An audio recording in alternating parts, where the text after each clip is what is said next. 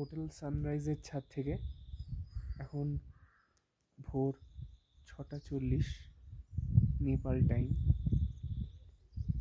Everest দেখা গেল না। আমরা এখন সান্দাকফুতে, ওই দূরে ওই দিকটা এভারেস্টে মাকালু লোটসে। আকাশ পরিষ্কার থাকলে দেখা যায়। আজকে আকাশ খুবই ক্লাউডি, কিছুই দেখা গেল না।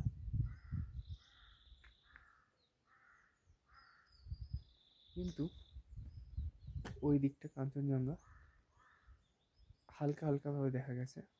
তাও যখন সানরাইজের সময় তখন একটু স্পষ্ট ছিল, এখন তো প্রায় দেখা যাচ্ছে নাই বলা যায়।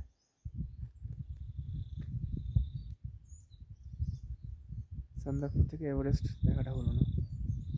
টুমলিন থেকে গতকাল আমরা দেখেছিলাম হালকাভাবে, আকাশ ক্লিয়ার ছিল। এভারেস্ট দেখেছিলাম আর কাঞ্চনজঙ্ঘাও দেখেছিলাম।